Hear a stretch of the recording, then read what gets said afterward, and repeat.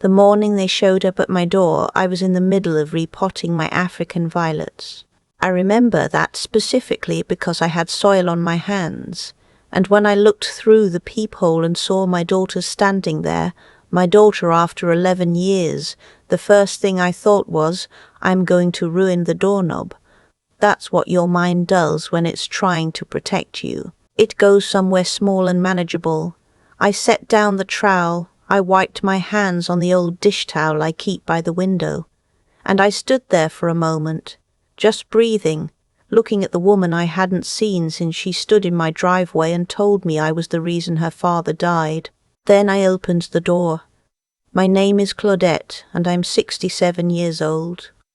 I live in a 4-bedroom house in Decatur, Georgia, which people always say is too big for one person, and maybe they're right, but I bought it with my own money, after my own years of work, and I like having a room for my sewing and a room for my books, and a room where I can close the door and be entirely alone.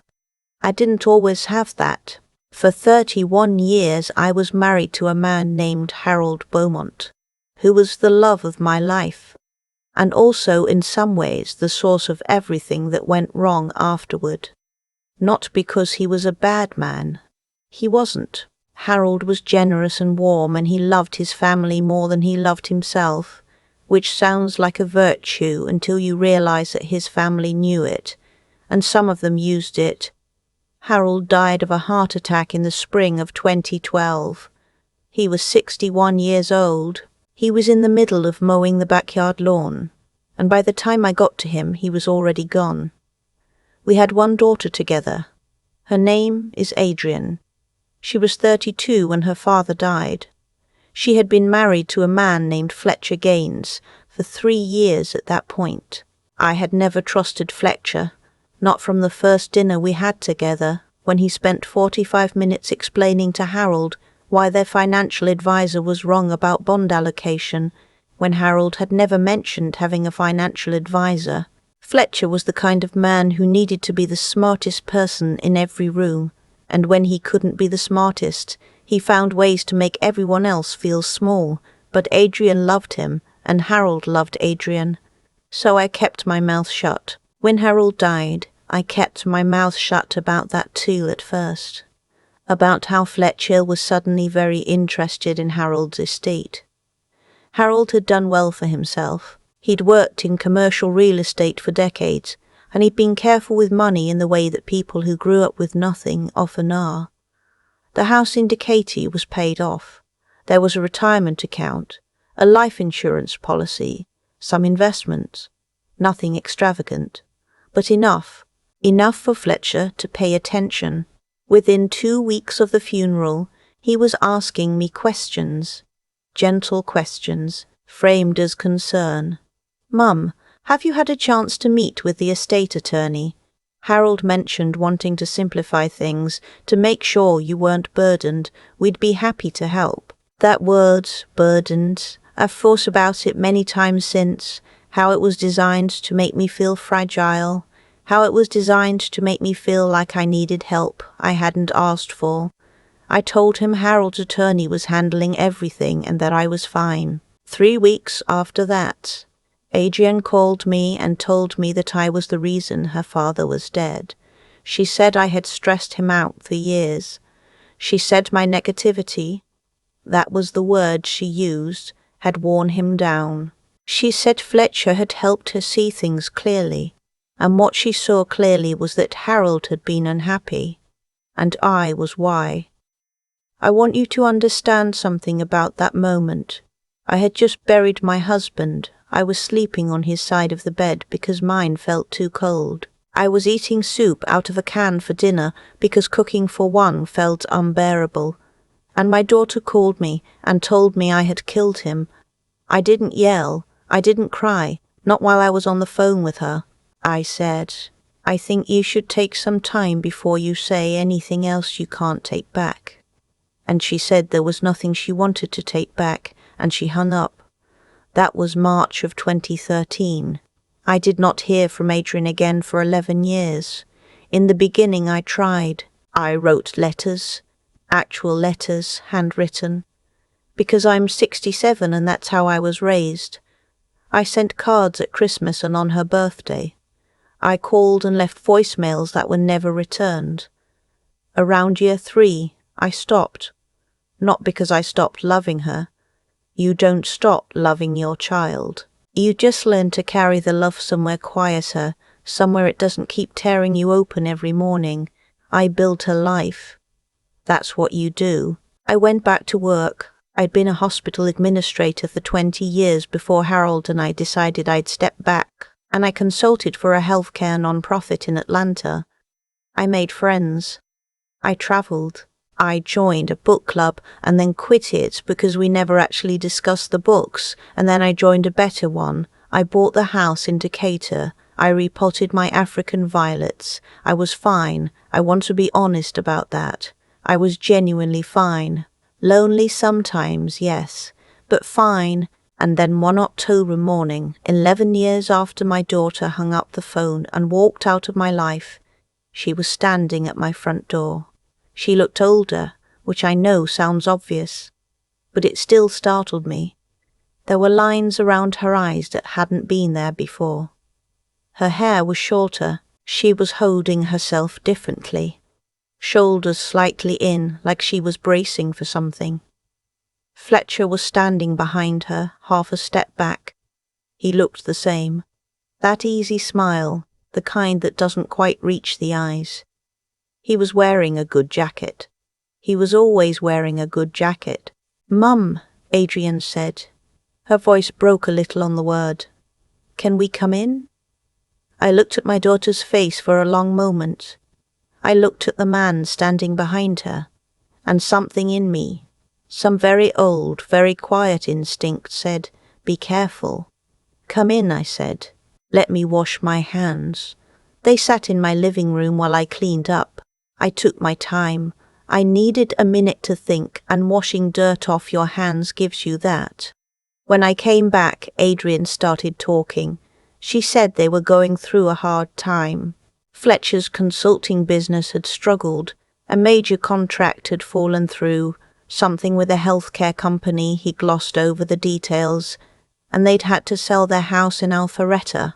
They were renting now, but the lease was up at the end of November, and they needed to find somewhere to go. She asked if they could stay with me. Just temporarily, a few months, while they got back on their feet. I watched Fletcher while Adrian talked. He wasn't watching her. He was watching the room, the artwork on the walls, the built-in bookshelves, the hallway that led to the back of the house. He was cataloguing. I know what that looks like now. I didn't know it then, not fully, but something in me recognized it anyway. I told them I needed to think about it. I said I was glad they'd come, that it was good to see Adrian, and that I would call her in a few days. Fletcher smiled his easy smile and said, "Of course, take all the time you need." Adrian hugged me at the door, a stiff, tentative hug, both of us a little uncertain. And then they got in a car that was nicer than you'd expect from people who'd just lost their house, and they drove away. I stood in my doorway and I called my friend Rosemary. Rosemary has been my closest friend for 19 years. She is 71. She is a retired federal judge, and she has the best nonsense detector of any person I have ever met. I told her everything. She listened without interrupting, which is one of the things I love about her. When I finished, she was quiet for a second, and then she said, "Claudette, that man looked around your house." "I know," I said. "Before you do anything," she said, "you find out who Fletcher Gaines really is." I hired an investigator. His name was Dennis, referred to me by Rosemary, who knew him from her years on the bench. He was quiet and methodical, and he charged $150 an hour, which felt like a lot until it didn't. It took him 9 days. Fletcher Gaines, the man my daughter had been married to for 14 years, the man who had told her I was the reason her father died, had a record. Not a long one, but a specific one.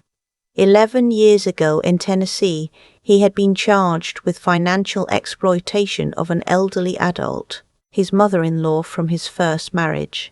He had convinced her to add him to her bank accounts to give him power of attorney while she was recovering from surgery. And then he had moved $43,000 before anyone caught on. He pled down to a misdemeanor. No jail time. A fine he apparently never fully paid. His first wife's name was Sandra.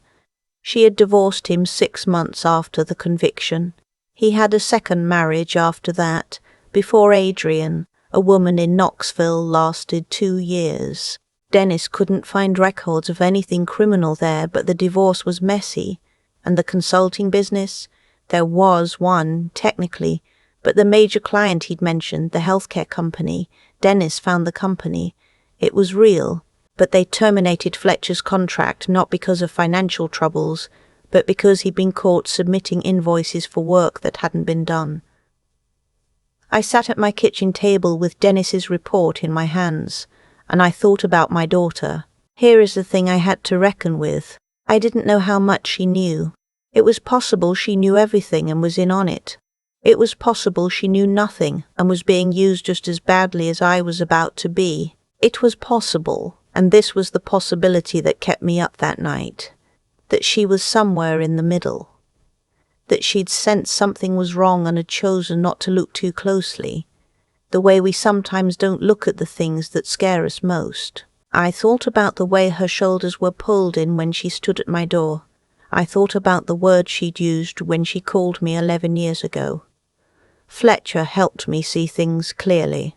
I thought about the fact that she was the one who'd spoken that morning, and Fletcher had stood behind her watching the room. I called Rosemary again. I told her what Dennis had found. I told her what I was thinking. She said, "What do you want to do?" And that was the right question, because it put the decision where it belonged, with me. I called Adrian and told her they could come, but I did some things first. I called Harold's attorney, who is also now my attorney, a woman named Patricia Clare, and I had her draw up a formal guest agreement. It specified the duration of the stay, that no financial discussions were to be had without my attorney present, and that either party could terminate the arrangement with 72 hours' notice. Patricia raised an eyebrow at that last part, but she drew it up. I also called my bank. I changed my online passwords. I moved the majority of my liquid assets into an account that was solely in my name, with secondary verification on any transfers over $500. I put my important documents, the deed to the house, the life insurance policy, Harold's estate papers, in a fireproof lockbox that I kept in my sewing room with a new lock. And I called Dennis back and asked him to keep an eye on things. He said he could do periodic check-ins, look for any unusual activity. I said that would be fine. Then I made up the guest room with the good sheets because I was raised a certain way, and I called my daughter and said, "You can come stay. I have some paperwork for Fletcher to sign, just a standard guest agreement. My attorney requires it for anyone staying more than a few weeks." I said it lightly, like it was nothing. There was a pause on the line. Then Adrian said, "Okay." They moved in on a Saturday. The first 2 weeks were quiet. Adrian and I were careful with each other, the way you are when a wound is that old. Not because you don't want to heal, but because you've both forgotten exactly where it hurts. We had coffee in the mornings.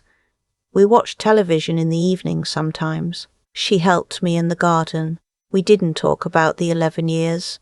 We didn't talk about Harold. We worked around all of it, slowly, like you work around furniture in a dark room. Fletcher was charming. That's the word for it. Not warm, not kind, but charming. He complimented my cooking. He asked questions about the house in a tone that sounded like admiration. He mentioned twice, casually, that he'd been talking to a financial planner about some opportunities that might suit someone in my position, someone with assets and no immediate heirs to worry about. That second time, I looked at him and said, "I have an heir. Adrian is my heir." He smiled. Of course. I just meant in terms of growth potential for, I'm happy with my current arrangements, I said. But thank you. He smiled again. But his eyes didn't. It was Dennis who called me first. He'd been doing his check-ins and he'd found something. Fletcher had been making calls to a real estate attorney, not Patricia, not anyone I'd hired, but someone in Buckhead who specialized in property transfers. He'd also looked up on a shared household computer the process for contesting a deed in Georgia, and he had made 2 calls to a notary. He was looking for a way to get my house. I sat with that information for 1 day, just 1 day, because I wanted to be sure I was thinking clearly and not reacting. Then I called Patricia. Then I called Dennis. Then I called Rosemary. And then I made a decision about my daughter. I asked Adrian to have coffee with me the next morning, just the 2 of us, before Fletcher was awake. She came downstairs in her robe, and I poured the coffee, and I put Dennis's report on the table in front of her. All of it. The Tennessee case, Sandra, the Knoxville marriage, the fake invoices, the real estate attorney, the notary calls. I watched her face while she read. She went through it slowly. I didn't say anything. When she finished, she turned to the first page and read it again. Her coffee sat untouched and went cold. Finally, she looked up at me. "How long have you known?" she said. "A few weeks," I said.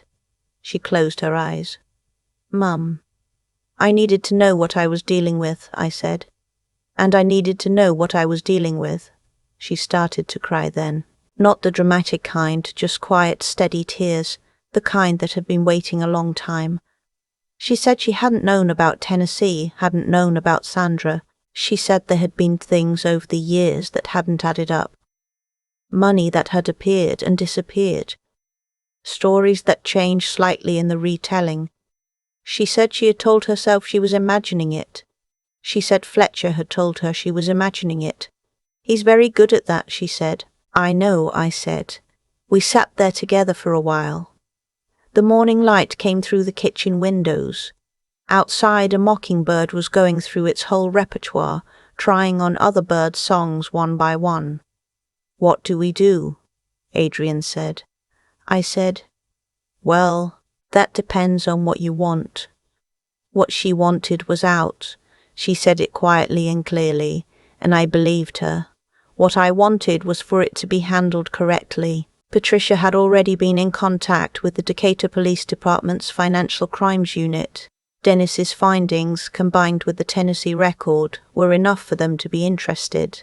They asked us not to tip Fletcher off. They were already looking. So we waited. We were careful.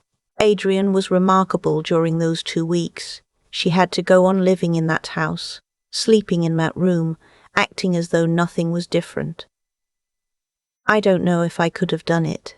She did. The morning they came for him, Fletcher was in the kitchen making himself breakfast. 2 detectives knocked on my front door. I answered it. I showed them in. Fletcher turned around from the stove, and I watched his face move through several expressions very quickly. Surprise, then calculation, then that easy smile, as if he could charm his way out of this, the way he charmed his way through everything else. He couldn't. They arrested him on charges of attempted financial exploitation, fraud, and violation of his prior probationary terms from the Tennessee case. He was still holding a spatula. I remember thinking that was an undignified way to be arrested, but then I thought, dignity is for people who behave with it. Adrian stood in the doorway of the guest room and watched them take him out. She didn't say anything. When the door closed, she sat down on the bottom stair, and I sat down next to her. Neither of us said anything for a while. Then she said, "I said it was your fault Dad died." "You did," I said. "I've thought about it almost every day for 11 years. "I know you probably have," I said. "I've thought about it too." She turned and looked at me. Her eyes were red. "How are you not furious at me?" I thought about that honestly, the way the question deserved. "I am," I said. "Some part of me is still furious. but some part of me also watched you read that report this morning, and I saw you recognize something you'd been trying not to see for a long time. And that must have been very hard." She said it was. I said, "I know. We sat on that stair for a long time, long enough for the morning to get properly bright, for the coffee to go cold again, for the mockingbird outside to finally go quiet. I want to be clear about something, because I've thought about how to say this carefully. Adrian and I are not where we were before. We will not be, maybe ever, not completely. What she said to me the day of Harold's estate, the 11 years of silence, the fact that she let a man talk her into abandoning her mother, those things happened. They don't unhappen, but she is my daughter, and she was, in her own way, a victim too. Not in the same way I was, because she had more information available to her and made choices with it. But Fletcher Gaines had spent 14 years learning exactly how to make her doubt herself, and I know something about what that does to a person's ability to see clearly. We are careful with each other. We talk. She's in therapy now, which I think is one of the braver things she's done. She calls me every Sunday, which is more than she has to do and less than I might have wanted once, but it's what we have right now, and right now is what we're working with. Fletcher is awaiting trial. His attorney is trying to get the Tennessee case thrown out as a predicate, which Patricia tells me they won't succeed at. Sandra, his first wife, has been contacted. She is cooperating. The guest room has my sewing things in it again. Last Sunday Adrian called and we talked for almost an hour, about nothing in particular, about everything, about a book she'd started reading that she thought I'd like. At the end of the call she said, "Mum." Just that. "I know," I said. "The African violets are doing well, if you were wondering. The repotting took, which it doesn't always. Sometimes things need new soil and a little more light to come back right. Sometimes they do. I've had a lot of time to think about what happened, more than I expected to, honestly, because I thought once it was over I'd be able to set it down and walk away from it. But that's not how these things work. You carry them differently after, lighter maybe, but you still carry them differently. After, lighter, maybe, but you still carry them. What I keep coming back to is this. Fletcher didn't appear out of nowhere. He found Adrian because she was someone who needed to be told what to think, not because she was weak. She is not a weak woman, but because something in her had never quite learned to trust her own reading of a room. And I've had to sit with the uncomfortable question of whether I had any part in that, whether there were things I should have said when she was younger that I kept to myself, kept the peace over, let Harold smooth over. I don't have a clean answer. I just have the question, and I think living honestly with it matters more than resolving it quickly. Here is what I do know. The choices Fletcher made caught up with him, not because the universe balanced a scale, not because some force intervened on my behalf, but because he had done it before, and patterns leave records. He left a trail in Tennessee. He left a trail in Knoxville. He was so confident in his own ability to charm his way through everything that he never considered someone might simply decide to look. That is the thing about people who exploit others. They depend on their targets being too embarrassed, too hopeful, or too trusting to ask hard questions. The moment I asked the questions, his whole plan collapsed. That's what I want to say to anyone watching this who is in a situation that doesn't feel right. Ask the questions. Hire the person. Make the call. The embarrassment of being wrong is survivable. The cost of not asking can be something you don't recover from. Adrienne is learning that lesson too, in her own way, in her own time. She spent 14 years in a marriage where she was slowly taught to doubt everything she noticed, everything she felt, everything that didn't match what Fletcher told her was real. Unlearning that is not fast work. It is not comfortable work. But she is doing it, which I think is one of the harder things I've watched another person do. Intelligence, I've learned, is not just about what you know. It's about being willing to find out what you don't know, even when finding out is frightening. Courage is not just for dramatic moments. It's for the ordinary morning when you sit down across from your mother and read a report that changes how you understand the last 14 years of your life. And integrity is what you do with what you find out. Adrian could have defended him. She could have left quietly and said nothing. She didn't. Neither of us is who we were before all of this. I think that's all right. The African violets I repotted that morning are flowering now, a deep particular purple that they hadn't managed before. Sometimes what looks like disruption is just necessary change. I'm 67 years old. I have a house I love, a friend in Rosemary who I don't deserve, and a daughter I'm getting to know again, slowly, carefully, on terms that are honest. That is more than enough. That is in fact everything.